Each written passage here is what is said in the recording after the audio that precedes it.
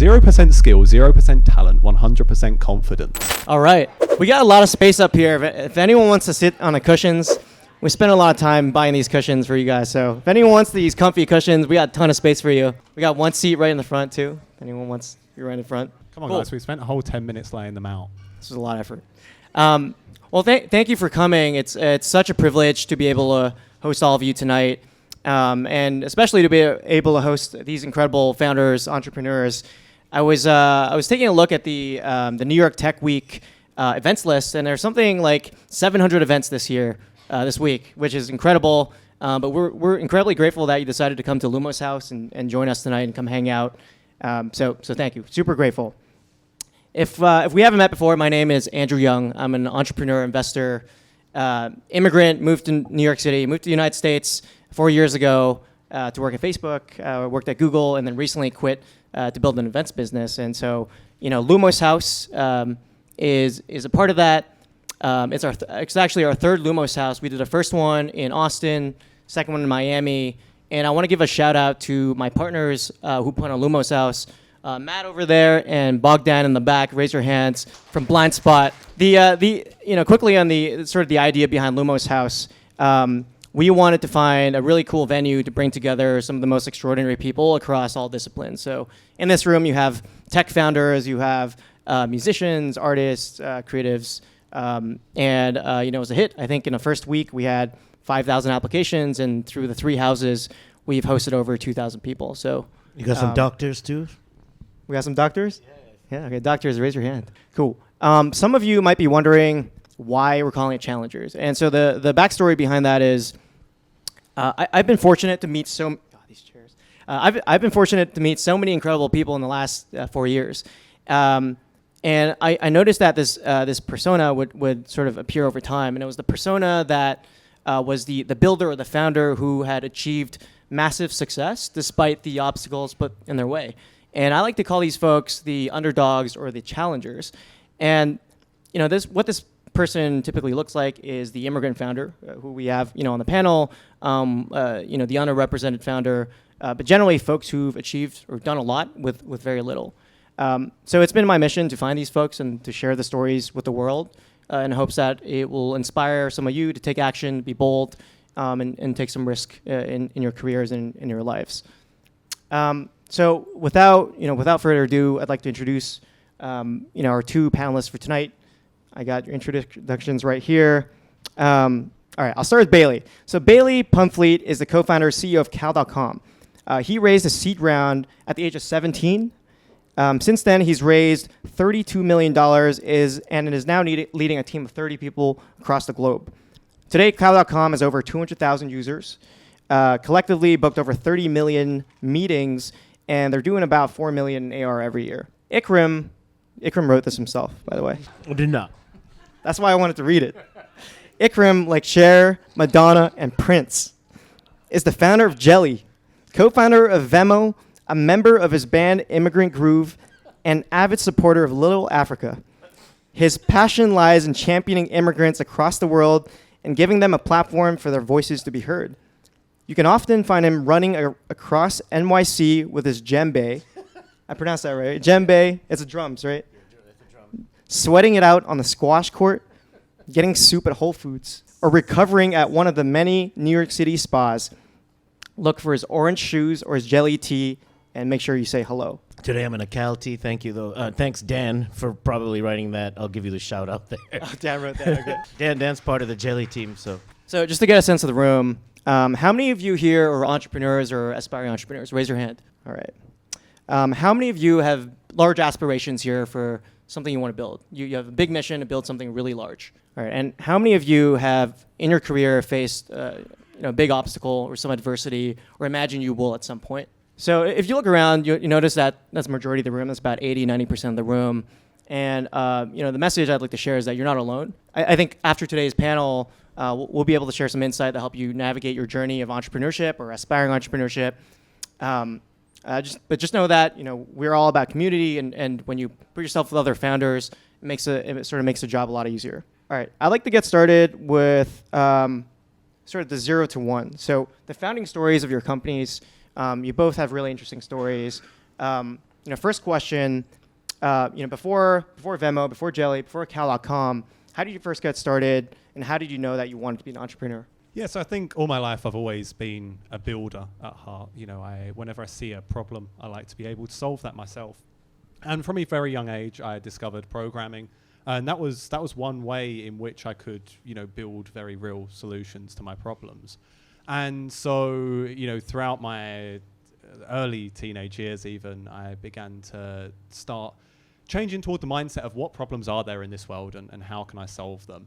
And that's exactly how Cal.com came about. I built many things before, and scheduling was something which, came up on a recurring basis. And so I thought, hey, let's tackle this next problem. And, at some point you're going to solve a problem that's the same problem that many other people have. And, that's when you've really struck gold. Iqram, what about you? For me, I think early on, I would see people, trying to decide what they want to do, and a lot of that was dictated by who they would work for. And I think one of my goals early on in life was to be able to control kind of my destiny and schedule. I like to sleep in. Sometimes I work from midnight to 6 a.m. So I think one of the things that was important to me was being able to do what I want to do on my own timeline. So the only option there was kind of entrepreneurship. And I think ever since I was sort of like a sophomore in college, like even when people went and took summer jobs places, I would kind of try to create something where I would control what I'm working on. And there are pros and cons to that. The pros are you get to do whatever you want, whenever you want, but you also have the the side effect where if you're not disciplined or you don't show up or you're not able to handle the challenges involved with that, it can be stressful. So that was why I did that.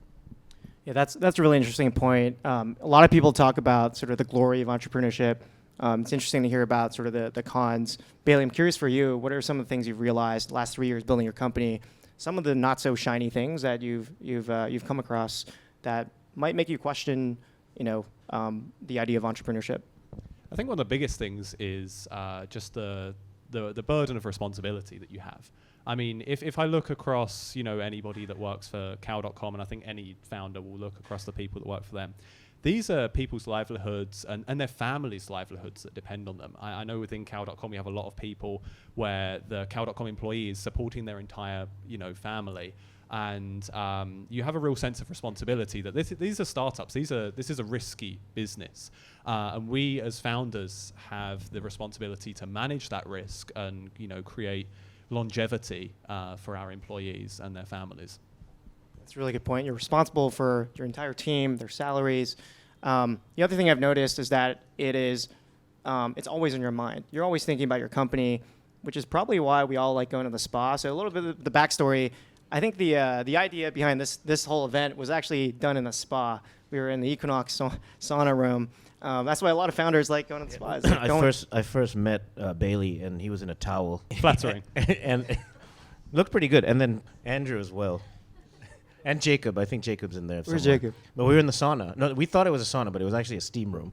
We have a lot of steam room stories. We'll probably share another time, maybe round two. Probably not the best for right now. Talk a little bit about how it felt to take an unconventional path. And so, Bailey, you were like 17, graduated from high school early, skipped college, just started a company. Iqram, you were fairly early in your career when you started Venmo.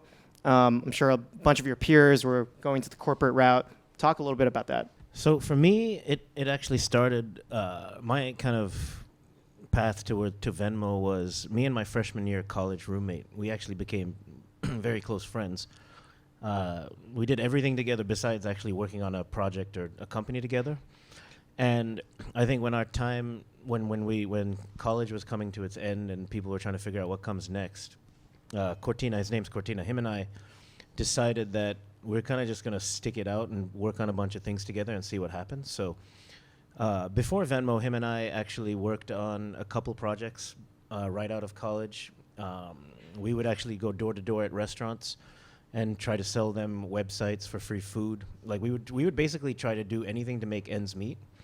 And I think the fun part about us doing it together was we got to do it together. And even though we weren't making investment banker salaries or whatever, we weren't kind of like hot shit after college. We were kind of like, we were delusional enough to convince each other that whatever we were doing was amazing.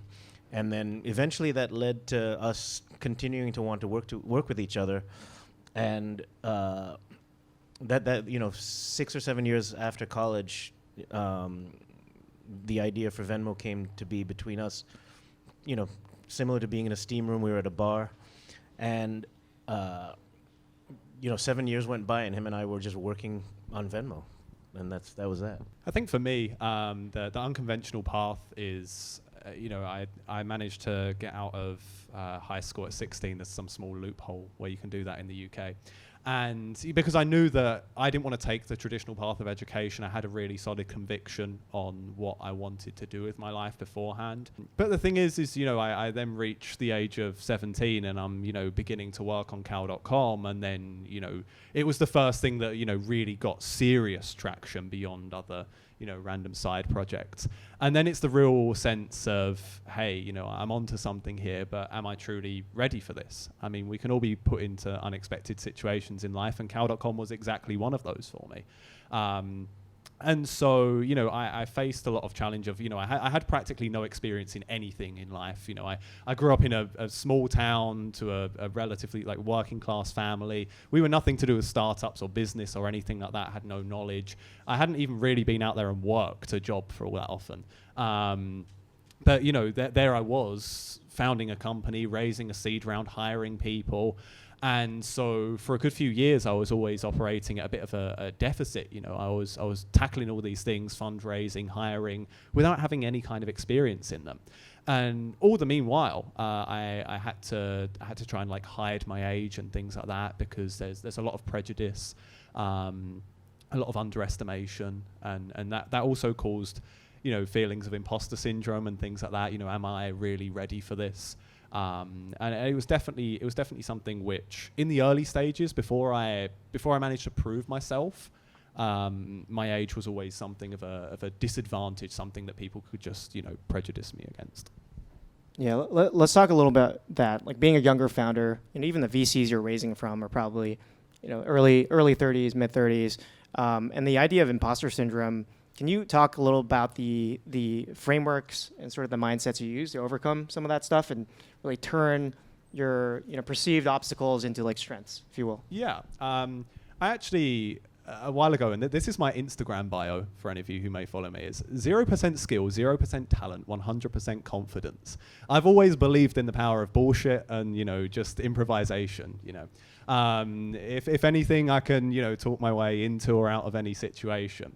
And I think the thing which has really got me to where we are is just that ability to just keep moving forward, keep talking, just find some way to make something happen. And what that meant was, whether it's necessarily about age or anything like that, I knew how to really sell the hype of Cal.com in the early stages, to raise the money to get the first customers. And, I was distracting them so much with the hype that we were pushing that, nobody ever stopped and questioned me, my experience, my age. It's very common for VCs to ask into founders' backgrounds. I know a lot of my VC friends do that all the time. But, I never got asked those questions because I was, too busy distracting them to the bigger point. And so it's just that ability to talk your way into or out of situations that just kind of enabled me to take that unconventional path around what other people would typically have to do. Yeah, I'd love to see that in action sometime. But Iqram, what about you? What are some of the mindsets you use to overcome some of those challenges, especially imposter syndrome, being an immigrant founder, all those things? Yeah, I think the main thing that I keep going back to is just a reminder of the longer term outcome. So I try to use that as kind of what what I'm working towards in sort of anything I'm doing. And that I think if you have a positive outlook on where you're trying to get to, it doesn't matter what it is, then that makes the day-to-day sort of easier. And that all the sort of challenges or the day-to-day whatever that hard that all-nighter that you have to pull or whatever, going out a little longer or meeting tons of different people. That you know, doing things that you don't necessarily want to do. You'll sacrifice all of your time to do that because you have this vision in mind. And I try to do that a lot. I try to set maybe like, if I'm working on, like, for example, with Jelly, there's what are we doing today, and then I'm like, what does Jelly look like 5 years from now? And then I try to extract little moments from, you know, Jelly where, you know, maybe this person had a conversation with someone and it saved their life, or this person had a conversation with someone and it made it easy for them to tell a story that, you know, they would not normally do, or, you know, you caught a recipe from your mom, and you get all these like little nuggets of motivation through the day-to-day. And then you know that if everyone, for example with Jelly, if everyone starts communicating like this, maybe there will be more peace. I don't know, whatever. Or maybe more people will be happy. So I try to use those kind of surrounding outcomes as a way to face the daily challenges. If we were going to package that up, because I think there's a lot of good content there, package that up into advice for all the founders out there. So founders out there sort of dealing with either imposter syndrome or lack of confidence, what's like your one piece of advice for all the founders in terms of how they can overcome that and either sell really well, sell the vision, or to internally plan out their roadmap or, you know, the vision of their company? Blind faith.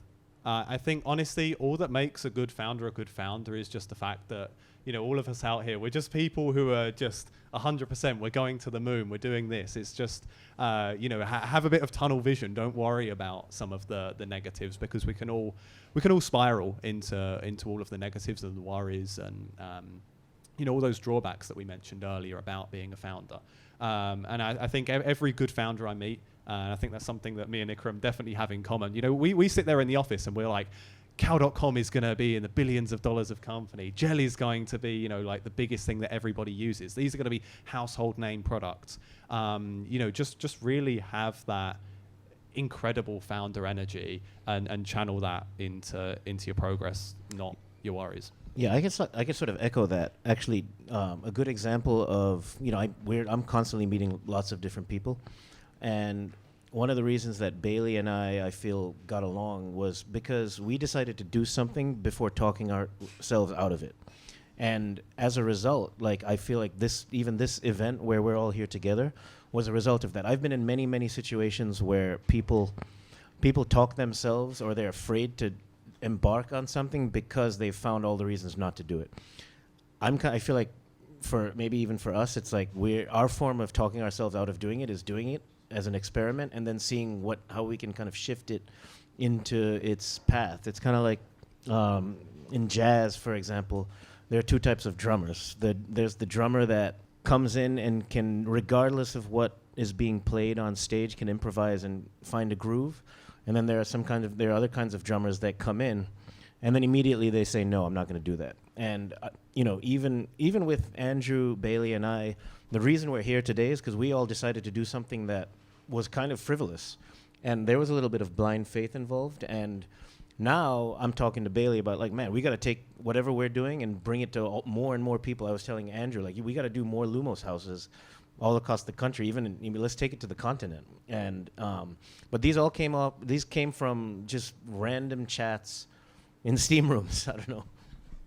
Yeah, I think if I was going to summarize that, the idea of like optimism and not finding excuses to not do something. That makes sense. I think we have this type of energy in our group chats where anytime I suggest something, anyone suggests something, we're like, down. Like, let's do it. Basketball, spa, music show where Iqram's performing, we're in. So I think like one of the key takeaways, at least for me, is you have to find your community and your peers that are overly optimistic and almost like a little bit delusional, but will help you reinforce that energy. So you execute, and then you sort of iterate on that. By the way, in case anyone is confused on the branding on the T-shirts, it's because they swapped shirts. Bailey runs Cal.com, Iqram runs Jelly. In case anyone's confused. Yeah, we might do a CEO swap. I don't know. Yeah, it's like bring your son to work, bring your friend to work. Yeah, it's like I'll run Cal.com for a week, and I don't know. Who knows where that'll end up? Maybe there won't be a Cal.com after the week. I know if you ran Jelly for a week, this shit would be popping. Let's talk a little bit about launching. And so, Bailey, you launched on Product Hunt and you had traction really quickly, right off Product Hunt. Iqram, when you launched, Venmo, within a couple of years, you had millions of users.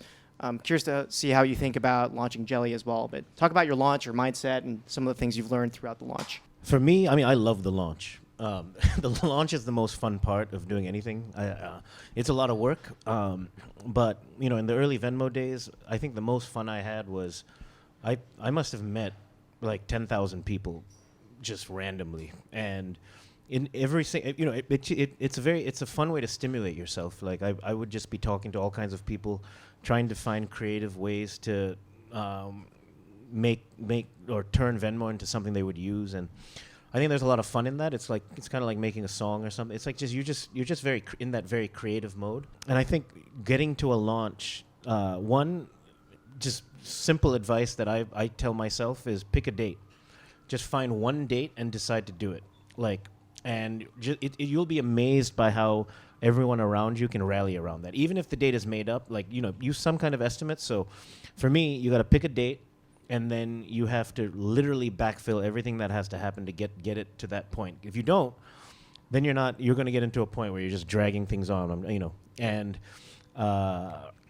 then have fun with it. Like and the other thing I've learned about launching is it's never the first launch. It's normally not the second launch or the third launch or the fourth launch. Just if you're going to do a startup or try and get something off the ground, be willing to launch it at least 1 million times. That's an exaggeration, but it takes a few launches. Like I'm sure Cal's first party or whatever wasn't the one that was a success. Even the first thing we did together was much smaller than this, and this I would say is something we can build upon. But get ready to launch over and over again and rally yourself around that energy, and then you have a lot of fun doing that, I feel. Yeah, I think Ikram's really given away the thing there is to set a date and go for it. It's exactly what we did as well. Even back in the really uncertain times, I was working a full-time job, Cal.com was a side project. I just kind of said, right, April 15th, that's when we're going to launch. And it's just, it has to be in place by then. And it was one hell of an effort to get to that. But you get there. And the thing is you can set that date early on and then start getting people rallied for it, Yeah. And it's very similar to host an event just like this. We need to set a date, far out, start getting, spreading the word, things like that. We've built up all these people for this event in the same way that you build people up for a launch. A launch is effectively no different. And you can also leverage a lot of virality techniques and things like that. There are so many great social media platforms out there where you can, have people doing all these referring other people or tweeting about I got my Cal.com link, sign up for yours. And as founders, we can leverage that and just get people to promote this stuff like wildfire. I think there's literally a playbook on how to launch on Product Hunt and get 1,000 signups or something. It costs $50, but it's out there. You can buy it. I talked to a lot of founders who are not, they want to launch their product, but they're not happy with the aesthetic. They're not ready for the launch. Any advice for founders in those shoes? Is it still sort of just pick a date, go for it, or do you have any other sort of techniques that you would advise them to think about? Don't worry. I mean, when you look at what the first launch of Cal.com was, this was literally me working on Cal.com evenings and weekends. It was literally just me as well, no team behind it. A few hours in the evenings and weekends, about 3 weeks. It was a terrible MVP. I kid you not, Cal.com didn't even support time zones then. It was just hard-coded to London time zone because that's where I lived. But we launched it, and you just got to go out there and be proud of what you've launched. And then, like Iqram said, you then launch the next version, the next version, the next version. But at that point, you're a few launches in. You've already got some people behind this. Things never start out perfect, much like me when I wake up in the morning. So you just got to iterate. Your product needs to come together in time. And I mean, I feel like being in the tech world, you have the benefit of being able to kind of make mistakes. People are very forgiving.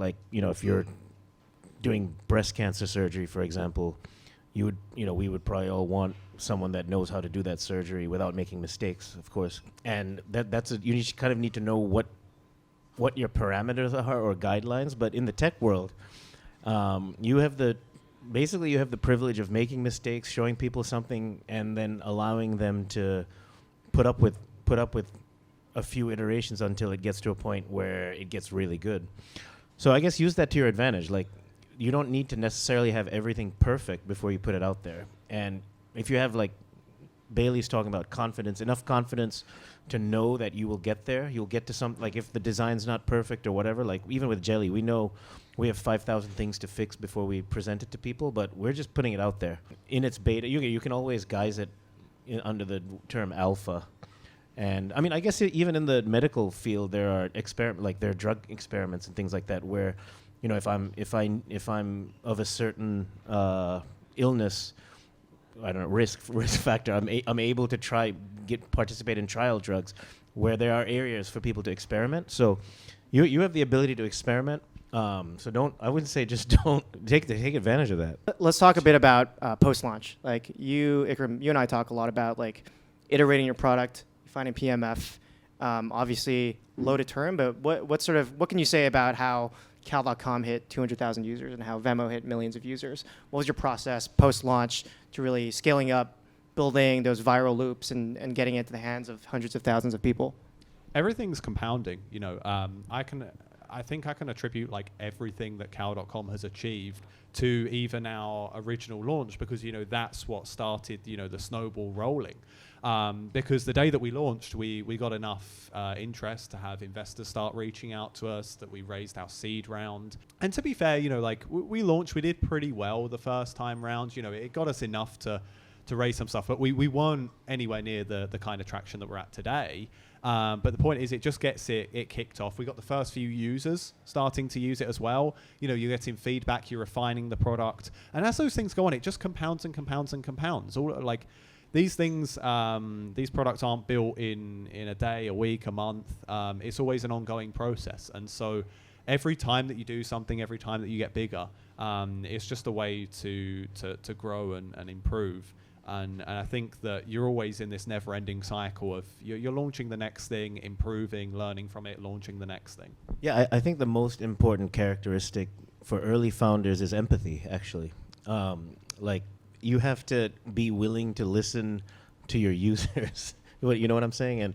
And really try to understand and dig into what they want, because they're the ones that are going to use what you're working on and then start talking about it in other places. So there's a little bit of like how you present something to someone and then figuring out what makes it different, and then being available to them for them to be like, yo, I want this, this, and this. And if you're not willing to listen, I feel like it's going to be very challenging for you to go farther with your company. I think Cal actually does a good job at that. Like, Cal has a marketplace where anyone that wants to build something into it, including Jelly, can go and plug into it and then make it kind of their own. So in some ways, I would describe you as an empathetic tech company. You know, you have a very welcoming API, and Jelly tries to be the same way. It's all about listening to each other and, you know, helping us build something that we all want, and then that just starts to spread.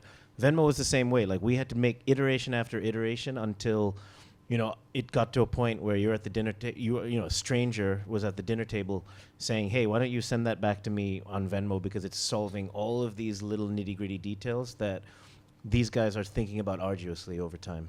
I talk to a lot of consumer founders who talk about the idea of talking to users, and then on the B2B side, it's like you have to talk to your customers. And so, you know, this might be oversimplified, but in the early days, how many users did you speak with to sort of get input? And what's your advice out there for anyone building consumer?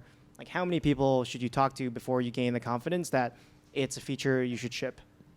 Yeah, I mean, we spoke to any user that would literally talk to us. That's why, you know, the first line, customer support is something so important, rather than just you know, necessarily solving people's problems and then, you know, saying goodbye. It's really you know, learning why those problems exist.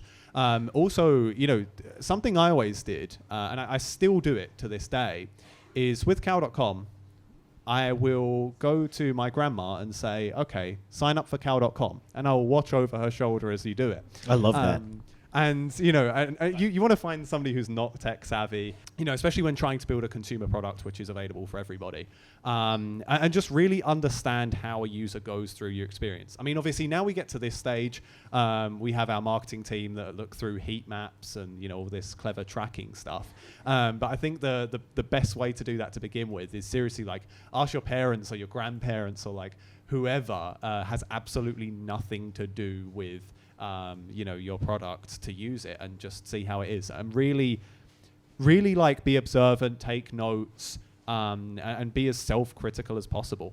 Yeah, and not to shamelessly self-promote something, since this is called Challengers, I want to challenge all of you here today. Like we spent the time creating these little networking tools for y'all, opportunities for you to connect with someone that you haven't. We made it dead simple. I encourage you, and I would love, my goal coming out of this is to have at least 10 chats scheduled with someone so that I can run, the jelly process with them. So I'm going to run around to strangers here and be like, hey, you want to do a jelly? Through Cal. We met at the Lumos House. Thanks to Blind Spot for bringing us together. But anyway, I challenge you all to meet someone that you would not necessarily meet. Pick a topic that you want to talk to them about. And whatever, if you're starting something, if you're thinking of ideating a product or you need help with something, just talk to people. Let's pivot into sort of like that. You guys collaborated really quickly, started in the sauna, and within 2 weeks had a product collaboration. Right, you opened your APIs. I have to say, almost unheard of at the pace that we moved, which is, props to everyone involved. I was with Iqram in another sauna without Bailey there, and we met another founder, and Iqram was like, you want to collaborate? We have an open API. So it's sort of just like Ikram's thing. But talk a bit about how you choose partners to work with. How do you know this is the right vendor, or even going back to co-founders? You work with Cortina, you work with Peer. How did you pick your co-founder? How do you pick people to work with as you're building out your company? Yeah, I think, first, I think the thing which applies to both is just jump in the deep end with somebody. I mean, in this case, with Iqram, it was the case of just going to the steam room, just chatting, just hanging out. I mean, we didn't talk extensively about what either of us did. We were just kind of. It was crazy. Literally, we met at your spin class, then we went to the steam room, and then Bailey came to the office. Yeah. Do you remember that? Yeah. And then we just spec'd us out, just like that. That doesn't happen very often. So the point being, it takes two to tango. You've heard that one. It's like there's a level of symbiosis that has to take place with people you collaborate with. I try to collaborate with everyone if possible, because it's like, you never know. You never know what's going to lead you to that next milestone. And I just haven't been, I'm an immigrant. I've learned early on that every little job or opportunity you get, you take until you figure out what the crystal clear vision is. And I don't know, we had that symbiosis, and I was like, man, you remind me of back in the early days of Venmo, where it was one or two partnerships that really set us on fire, and I'm getting the same feel from that. But there has to be symbiosis. It takes both parties involved that are willing to put in the time, and we didn't even discuss anything like how much money are you going to make, how much money are we going to make. We just got in and started playing, and then now I don't know, it's game over. That's how I feel. Yeah, 100%. And I think as well, to speak about with Iqram, with finding a co-founder with anything like this, like I said before, with that kind of blind faith, the complete optimism, you want to find people with that similar sort of energy. I think that, Jelly make great partners because not just Iqram, but everybody at the Jelly team is in 100% belief of what this partnership can achieve. When finding a co-founder, I found a co-founder who also shares that, 100% belief. We go to 100 billion or die, So yeah, I think it's just find somebody with a similar energy and a similar kind of aspiration to do what you want to do. And I think you'll find that you work really well together as long as those energies match. On the sort of the inverse of that, are there signs that you look for where it's like, this person probably wouldn't be a good partner? If you come across those situations where you meet someone and you're like, this probably wouldn't work out. And what are those signals? I mean, I've definitely been in tons of those. I'll give you an example in the Venmo acquisition phases. Venmo had this rare opportunity of going through 2 acquisitions, and during the first one, we met Groupon. Groupon was a potential, acquirer of us, and Cortina and I like we took this meeting with them. I don't know. Just imagine what I don't know. Does anyone even know what Groupon is? Okay, a couple people. I don't know. I don't know if it's still around, but we took this meeting with them, and it was like putting I don't know, how would I describe this? It was like putting blueberries with, like injera bread and some, What's that? injera, bread? Injera, the Ethiopian. Yeah. Just the worst possible combination of ingredients in a room. Cortina and I left that meeting and we're like, we will kill ourselves before working at that company. It's because there was just the flow. There was no feel. There was same thing happened when we talked to the Square teams. Venmo also talked to Square. And I remember taking them, like, you kind of you have these litmus tests for how you feel. You want to have fun with the people you work with. Like, regardless of whether we work together, we're going to hit the steam room or the sauna. Back to the steam room and the sauna. I remember taking the Square team out, and one of my favorite spots in town is this place called Guantanamera. They have the best live Cuban music every night. Wait, I know. Have any of you all been to Guantanamera? I know someone has here, but okay, yeah. Dan's got. I know tonight, and then some other folks. But so literally, we went to this. This is just an example of how it's not going to work, no matter what amount of whatever opportunities on the table. We go to Guantanamera. For me, that's my sweet spot. And the whole Venmo team, and the music is just banging. It's like some of the best Cuban music in town. We should just all go there at the end of this week. And the Square guys came up to us and he's like, it's just a little loud and obnoxious over here. You think we could go somewhere else? And I was like, all right, that deal's done. So I took them to the basement and we didn't talk. We just like, all right, whatever. My mouth was shut, and then I never talked to them again. But that's just an example of, kind of like in the tech world, how like a first date can go wrong. Many first dates will go wrong there. It's just once you get that click, you got to go all in, and like all in. So yeah, that's when we met Braintree, it was kind of an all in play. So yeah. Honestly, yeah, I mean, if you got to work with people, you gotta like. You gotta enjoy spending time with them. Yeah, I think that applies to like absolutely every sense. I think that. You got to be coming in from the right angle. Some people come into certain situations and they're analyzing, what can they get out of something. This is something that just happens in business, personally. There are certain people that will come to you and they're just looking for some kind of angle on you, some kind of opportunity. But there are other people who are there because they have a similar energy. They really match with you, and it's those kind of people that you have to really, get together, work with, be friends with, whatever. Those are the people that are going to be most important to you in life. The new skill I've had to learn after many years in corporate is like trusting your gut. It's tough, but it's like you just feel it out. Right? There's no like framework. And your gut you just is feel often right all the time. Yeah. And then years can go by, and that then you're like, shit, I should have just. I knew that early on. But questions, I think that's what. Yeah. Let's. Well, actually, one last question I'd love to hear. We'll end on this one, and then we'll open up for some questions, and then we got food coming. But looking forward, just curious to hear your views on like the future of like social as it relates to Jelly, and the future of work and scheduling as it relates to Cal. Some thoughts, predictions, and what role do you expect to play in that space? Yeah, Cal.com is something which we've never really looked at as just people to use at their jobs, but something that just everybody should be using in general. That's why the tagline is scheduling infrastructure for absolutely everyone, and we want to see scheduling become part of everybody's lives, because at the end of the day, even if we're meeting up with friends on the weekend, I know especially with like founder friends and things like that here in the city, so difficult to find time with each other, or if I'm calling my parents back home, across different time zones, things like that, schedules can conflict. So what we're really trying to achieve is, not just the similar use cases which you're familiar with things like Calendly and your typical things that you use at work, but we're really trying to bring scheduling and putting it in the hands of everybody, that this becomes part of your everyday life, much like WhatsApp or your calendar. Everybody uses it both at work and personally. So I'd really love to see everybody be able to make the best use of their time and connect with as many people as possible effortlessly. And I can take the baton from there. I feel like if someone takes care of the scheduling, on the other side of things, we as humans, we will forever be talking to each other.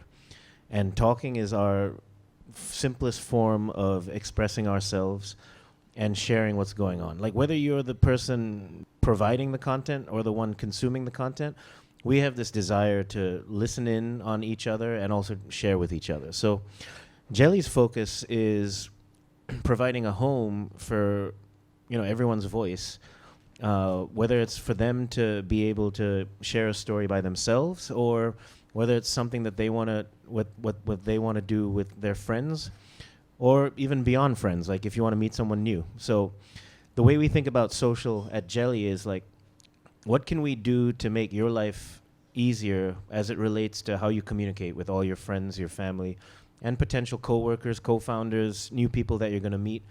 And we want to make the most elegant experience for that, and then help you express yourself. Please, use both. With these, we're putting scheduling and we're putting conversation in your hands. The idea with these is you take off the lanyard after you're done, and then this can go in your wallet. You go to any future events, just scan these codes, you book time with somebody on cal.com, and you talk to them on Jelly. And it's already pre-configured. You don't have to worry about anything. It's just one scan. You're done. Yeah. And, after hosting 100 plus events, 30,000 people, I haven't seen any tech like this where you can immediately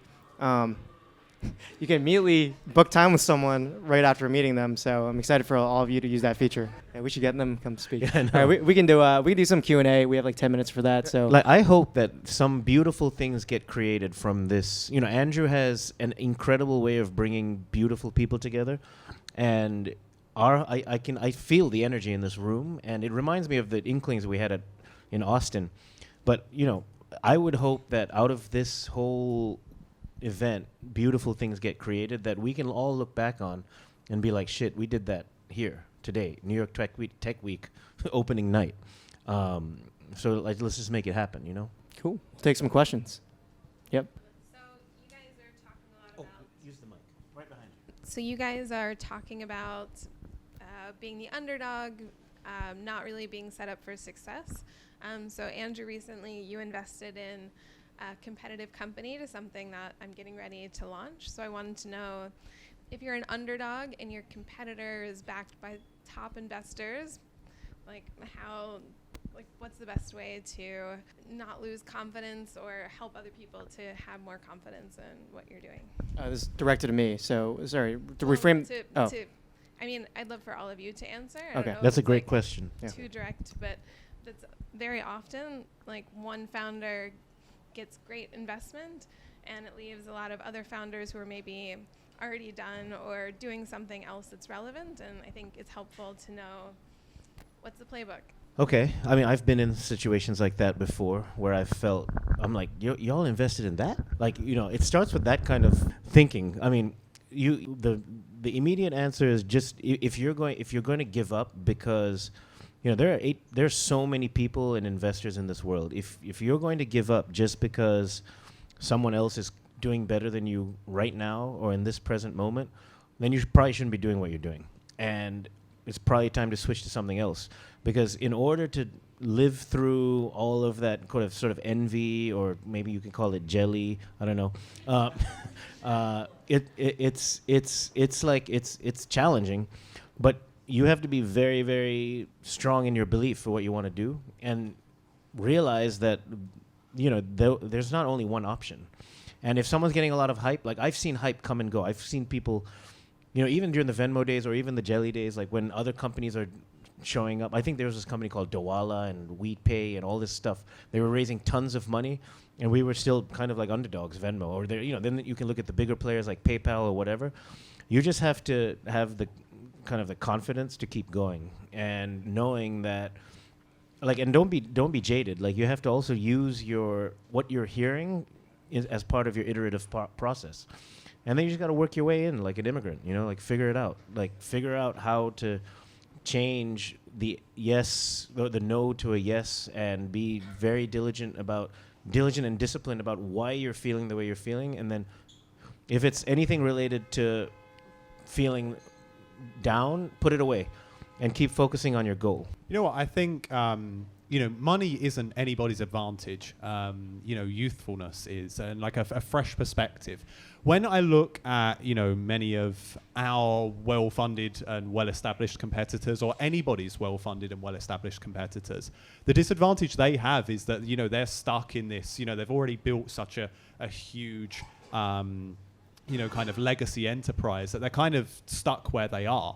It's these young, new startups that have the ability to really challenge the status quo, and come in with a fresh perspective and do new things. Money is never going to be your advantage. We're all here in this unique position where we can look upon any company in the world and assess them at what they're doing wrong.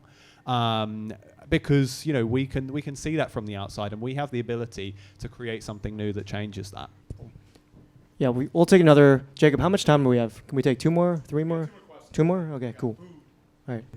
What's the story on how you bought cal.com, like that domain? It's crazy. I'd love to hear how you got the domain. That's definitely like one of the most commonly asked questions I get. I always say, buying the domain name was harder than raising the seed or Series A combined. That was a lot of time sucked out of my life and a lot of willpower, sucked out of my life. Ton of negotiations. We looked at acquiring a few different very short domain names. It's a very, very tricky and ambiguous thing because there's no set cost on what, domain names are. There are people who've paid like 30 million for these kind of domain names. There are people that have paid like 50K. It's so difficult, but really you just gotta. I'm a good hardball negotiator, so I think that definitely got the domain to a price range we were happy with. But the thing that I always say is I think we could have paid a hell of a lot more for it, and it would have been worth it, because at the end of the day, our domain name is our brand, and I think you always want to have a really strong brand, especially in the kind of game which we're playing. That's why Jelly's called Jelly and not talk to people today.biz. XYZ. You want to, if you want to become a household name, you need to have a good brand, and so that's going to be something which is going to be infinitely worth it, no matter how much you pay. Cool. We'll take one more, but also we're going to be around, so you guys can stick around and ask questions. Yeah. You can come up to the mic right here. Thank you for sharing your experiences and insights. I'm curious about your approach to like managing long-term retention and active usage, especially for consumer apps. And I feel like with AI, like we see high growth all the time, but like are customers paying? Are they using the platform? Are they here in the long term? Like how do you manage those things? Yeah, I think we always set out to be very, like we're a product first company entirely. Notably in our case, the difference between us and, Calendly, the other big player there, is that Calendly are a very sales-driven company, whereas we're all product people at heart. And so we were very critical about how do we make the best experience for everybody, full stop. So you can actually get yourself to the point where, you're objectively the best thing on the market. And, if you look at scheduling tools, I can actually say with confidence, you're not going to find a product with a better user experience than cal.com. And that's how we keep users, really. People are only going to churn from your product if something else is significantly better, because there's that effort that's involved with switching. And so as long as you keep your product always innovating, always tailoring to what users are doing. And that's why I say I still do that grandma test, so to say, or anything like that. We're always, we got an incredible marketing team that go through and they analyze where anybody ever, drops off. And it's always about that constant improvement. And as long as you can maintain your status as the easiest thing to use, then, we see absolutely negative churn. And really, really sticky retention. Yeah, I think it's that makes complete sense. Beyond that, making something, don't fool yourself about what you think people want. And there's a fine line between art and your form of whatever creative expression, and then building something and tracking something that people actually want. So you have to kind of combine the two when you're making something new, I feel, to get it to a point where you're not in outer space designing something, which is there's a place for that. But if you're trying to build something that grows and retains, again, listen to your users and be be kind of diligent and disciplined about making something that they want. We do this at Jelly every day. We're talking every week. We talk to 10 users about their experience, and we've purposely kept Jelly in private beta because we know it's not at a point where it's going to retain users. 3 months from now, I think it's going to get much closer to that, but we are conducting research like 24/7. And then once it clicks, it's over. It's like, then you've got, you'll know. Yeah, the thing that's stuck with me is make something that people want. I think that's good wisdom.